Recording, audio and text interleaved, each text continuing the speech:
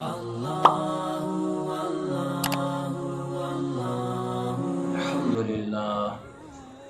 نحمدہ و نصلی علی رسولہ الکریم اما بعد۔ میرے بھائیو، دوستو، بزرگو،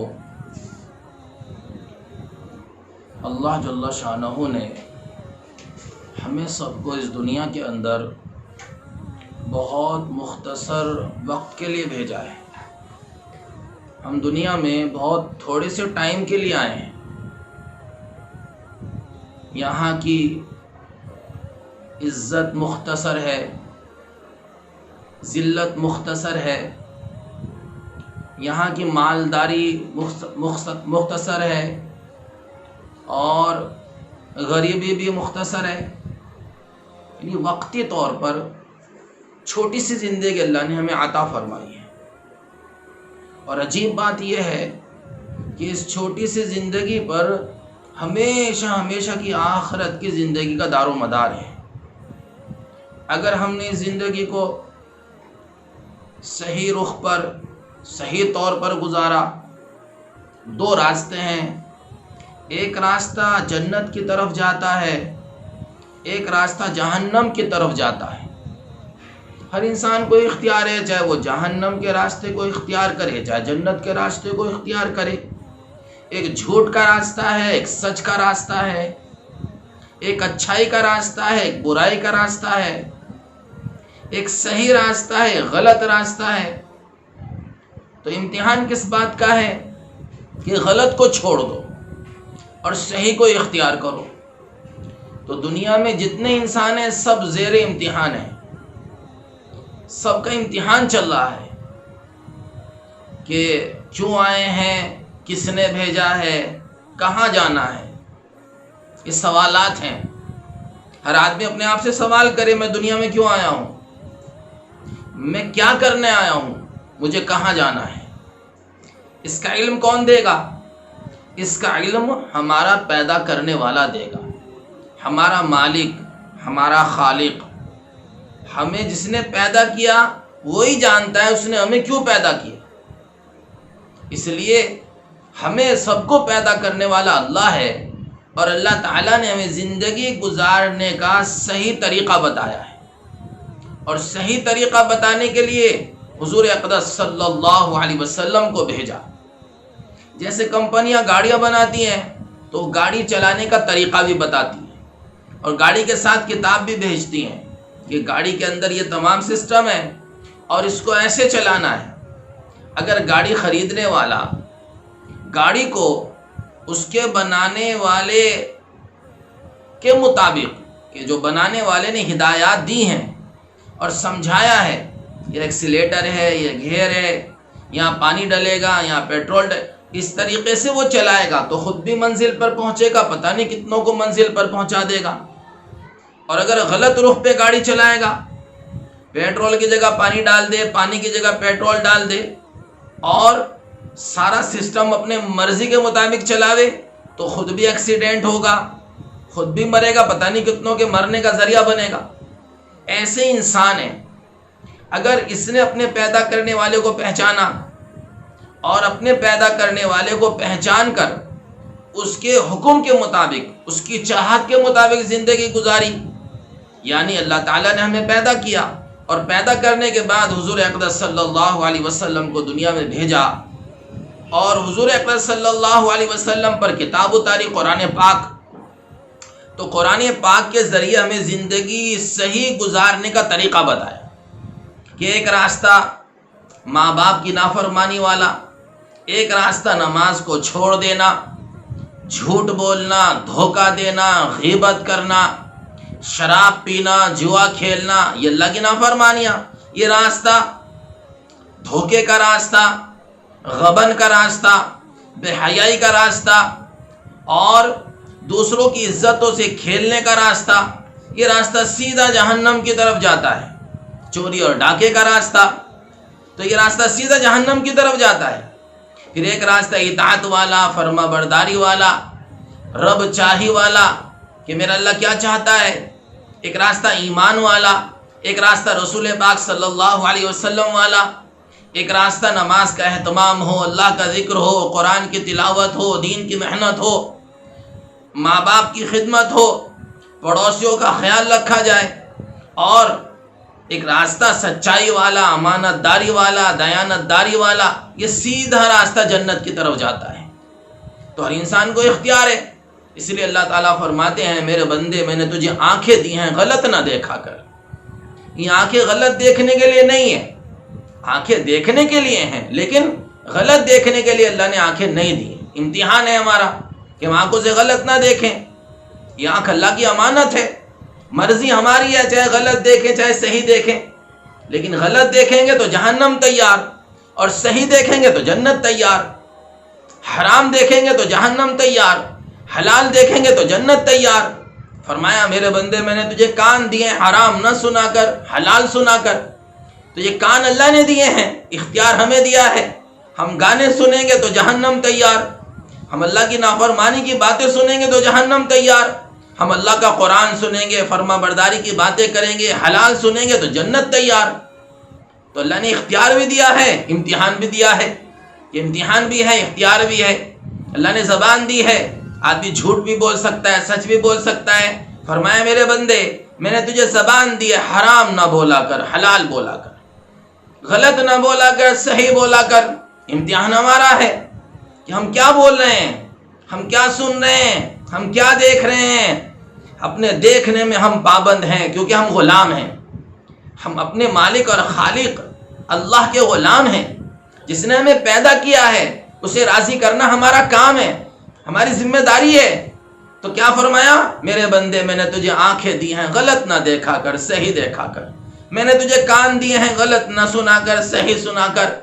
میں نے زبان دی ہے غلط نہ بولا کر، صحیح بولا کر، بولنے میں پابند ہے۔ میں نے تجھے ہاتھ دیے ہیں غلط کام نہ کیا کر، صحیح کام کیا کر۔ میں نے تجھے پیر دیے ہیں غلط راہوں پر نہ چلنا، صحیح راہوں پر چلنا۔ میں نے تیرے اندر نفس رکھا ہے، خواہش رکھی ہے، میرے بندے اپنے نفس کی خواہش کو حرام جگہ پوری نہ کرنا، حلال جگہ پوری کرنا۔ اور میرے بندے ذرا سوچ سمجھ کر گناہ کرنا، کیونکہ تو میرے عذاب کو جھیل نہ سکے گا، برداشت نہ کر سکے گا۔ تو اس رب کو پہچاننا، اس رب کو جاننا، اور اس رب کے احکامات کو جاننا، ہاں کہ جس نے ہمیں پیدا کیا وہ ہم سے کیا چاہتا ہے۔ تو یہ چھوٹی سی زندگی ہے، ان قریب مرنا ہے، مرنے سے پہلے کا ہمارے پاس زمانہ ہے اپنا جنت کا سامان کرنا ہے، اپنی جنت کی تیاری کرنی ہے۔ صحابہ کرام رضی اللہ تعالی عنہ نے اس کو سمجھا، قربانی دی۔ اللہ کے رسول صلی اللہ علیہ وسلم نے قربانی دی کہ دنیا کا کوئی انسان ناکام نہ ہو، کوئی انسان برباد نہ ہو، کوئی انسان ذلیل نہ ہو، اور کوئی انسان بے چین پریشان نہ ہو۔ ساری دنیا کے انسان، ساری دنیا کے مسلمان جہنم سے بچ کر جنت میں جانے والے بن جائیں۔ ہمارے آپ کے آقا حضرت محمد صلی اللہ علیہ وسلم قربانیاں دیتے چلے گئے، تکلیفیں اٹھاتے چلے گئے، پریشانیاں برداشت کرتے چلے گئے۔ طائف کے میدان میں کیا ہوا؟ حضور اقدس صلی اللہ علیہ وسلم پیدل تشریف لے گئے لوگوں کو سمجھانے کے لیے، دعوت دینے کے لیے۔ طائف قبیلہ بڑا قبیلہ ہے، اگر وہاں کے لوگ مسلمان ہو جائیں تو اسلام کے پھیلنے کی بنیاد پڑ جائے۔ تو حضور اکرم صلی اللہ علیہ وسلم نے کتنا طویل سفر کیا ہے، قربانی دی ہے۔ وہاں کے لوگوں کو جب دعوت دی تو وہاں کے بڑے بڑے چودھری اور سردار انہوں نے آپ کے ساتھ بد اخلاقی کی۔ اوہو، اللہ کو کوئی ملتا نہیں تھا نبی بنانے کے لیے، اور آپ کی ذلت کی اور آپ کو تکلیف پہنچائی، حتیٰ کہ آپ نے اور لوگوں کو سمجھانے کی کوشش کی لیکن کسی نے آپ کی بات کو نہیں سنا۔ یہ قربانی تھی۔ پھر جب آپ وہاں سے واپس ہوئے آپ کے پتھر مارے گئے، تالیاں پیٹی گئی۔ تو میرے بھائیوں، دوستو، بزرگوں، حضور کا پورا گھرانہ، آپ کی پیاری بیٹی حضرت فاطمہ رضی اللہ تعالی عنہا دین کے خاطر قربانیاں دیتی چلی گئی۔ کیا فرمایا؟ فاطمہ میرے جگر کا ٹکڑا ہے، جس نے فاطمہ کو ستایا اس نے مجھے ستایا، جس نے فاطمہ کو خوش کر دیا اس نے مجھے خوش کر دیا۔ حضرت فاطمہ رضی اللہ تعالی عنہا چکی پیسا کرتی تھی، ہاتھوں میں گٹھے پڑ گئے تھے۔ حضرت فاطمہ رضی اللہ تعالی عنہا پانی بھر کر لایا کرتی تھی، رسی کے نشانات پڑ گئے تھے۔ حضرت فاطمہ رضی اللہ تعالی عنہا گھر کی جھاڑو دیا کرتی تھی اور کپڑے میلے کچیلے رہا کرتے تھے۔ ایک مرتبہ آپ کے پاس کچھ خادم غلام وغیرہ آئے ہوئے تھے تو تشریف لے گئیں، لیکن شرم مزاج میں بہت تھی، مانگتے ہوئے شرم آئی تو واپس آ گئی۔ حضور اقدس صلی اللہ علیہ وسلم تشریف لائے، فرمایا فاطمہ تم کیوں آئی تھی؟ یا رسول اللہ، حضرت علی رضی اللہ عنہ نے عرض کیا یا رسول اللہ خادم مانگنے آئی تھی۔ تو پیارے نبی نے فرمایا یہ خادم تو میں مدینے کے فقراء پر تقسیم کروں گا۔ اے فاطمہ، جب تو سونے کے لیے لیٹا کرے 33 بار سبحان اللہ، 33 مرتبہ الحمدللہ، 33 مرتبہ 34 مرتبہ اللہ اکبر پڑھ لیا کر، یہ تیرے لیے غلام اور خادم سے بہتر ہے۔ آخرت کا فکر دلایا، اعمال بتائے، عمل پر کھڑا کیا۔ پیاری بیٹی حضرت فاطمہ رضی اللہ تعالی عنہا ایک مرتبہ کچھ بکریاں آپ کی خدمت میں آئیں، آپ لینے کے لیے تشریف لے گئیں تو پیارے نبی نے فرمایا فاطمہ یا تو بکریاں لے لے یا میں 5 دعائیں تجھے یاد کرا دوں جو دنیا آخرت میں تیرے کام آئیں۔ تو فرمایا یا رسول اللہ، اے پیارے ابا جان، مجھے آپ 5 دعائیں یاد کرا دیں۔ گئی تھی بکریاں لینے اور دعائیں یاد کر کے آئی ہیں۔ حضرت علی نے پوچھا فاطمہ کیا لے کر آئی ہو؟ کہ دنیا لینے گئی تھی، آخرت لے کر آئی ہوں، میرے نبی نے یہ دعائیں مجھے سکھائی ہیں، ابا جان نے یہ دعائیں سکھائی ہیں۔ تو حضرت علی نے فرمایا اے فاطمہ تو نے زندگی کا سب سے بڑھیا سودا کیا ہے۔ تو کیا گھرانہ تھا، کیا قربانیاں تھی، کیا تکلیفیں اٹھائیں۔ ایک مرتبہ حضرت حسن حسین رضی اللہ تعالیٰ عنہ کو بخار چڑھ گیا، بیمار ہو گئے تو منت مانی اے اللہ تو انہیں شفا عطا فرما، تو ہم تمہارے لیے اللہ تیرے لیے روزے رکھیں گے۔ اللہ کا فضل، شفا ہو گئی، گھر میں کھانے کے لیے کچھ نہیں تھا تو فاقے پر روزہ شروع کر دیا۔ حضرت علی رضی اللہ تعالیٰ عنہ ایک یہودی کے گھر گئے اگلے دن اور جا کر کچھ اون وغیرہ کاٹنے کے لیے لے کر آئے۔ شام تک اون کو کاٹا حضرت فاطمہ رضی اللہ تعالیٰ عنہ نے 5 روٹیوں کے بقدر۔ تو ایک حضرت علی کی، ایک حضرت فاطمہ کی، ایک خادمہ بھی آ گئی تھی اور دونوں بچے حسن حسین رضی اللہ تعالیٰ عنہ۔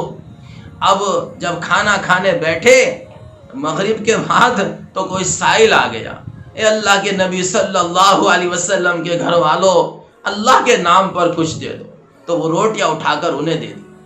دوسرے دن پھر ایسا ہوا، تیسرے دن پھر ایسا ہوا اور 3 دن فاقے سے روزے رکھیں، اپنی منت کو پورا کیا۔ یہ گھرانہ ہے رسول اللہ صلی اللہ علیہ وسلم کا، قربانیاں دیتے چلے گئے پیارے نبی صلی اللہ علیہ وسلم اور آپ کے گھر والے، آپ کے اہل بیت اجمعین۔ تمام قربانیاں ہمارے سامنے ہونی چاہیے۔ کس کے لیے قربانیاں دی، کس کے لیے قربانیاں دی، تکلیفیں اٹھائیں، کوئی مسلمان، کوئی انسان جہنم میں نہ جائے، اس کے لیے حضرت حسین رضی اللہ تعالیٰ کتنی محبت تھی پیارے نبی صلی اللہ علیہ وسلم کو۔ چھوٹے چھوٹے بچے حضرت حسین، حضرت حسن رضی اللہ تعالیٰ عنہ، آپ مسجد میں خطبہ پڑھ رہے تھے کہ مسجد کے سامنے سے بچے نکلے تو پیارے نبی صلی اللہ علیہ وسلم کی محبت کا تقاضا، آپ خطبہ چھوڑ کر تشریف لے گئے، دونوں بچوں کو اٹھا کر لائے، ممبر پر بٹھایا، پھر خطبہ شروع کیا۔ کیسی محبت تھی، جب نماز پڑھتے تھے تو آپ کے اوپر نماز پر چڑھ جاتے بچے۔ اللہ کے نبی صلی اللہ علیہ وسلم بعض مرتبہ اپنی کمر پر بچوں کو بٹھاتے اور پورے کمرے کا چکر لگاتے۔ یہ شان ہے رسول اللہ صلی اللہ علیہ وسلم کی، ایسی محبت، ایسی قربانی کہ اللہ کے رسول صلی اللہ علیہ وسلم فرماتے ہیں بتاؤ بچوں تمہاری سواری کیسی ہے۔ حضرت عمر تشریف لائے، حضرت عمر نے عرض کیا یا رسول واہ واہ کیا سواری ہے، کیا سواری ہے۔ پیارے نبی نے فرمایا سوار نہیں دیکھتے کتنے اعلیٰ ہیں، یہ بچے ہیں۔ اور پیارے نبی صلی اللہ علیہ وسلم کو جب علم ہوا کہ میرے حسین کے ساتھ کیا ہونے والا ہے، میرے حسن کے ساتھ کیا، کتنا روئے اللہ کے نبی صلی اللہ علیہ وسلم۔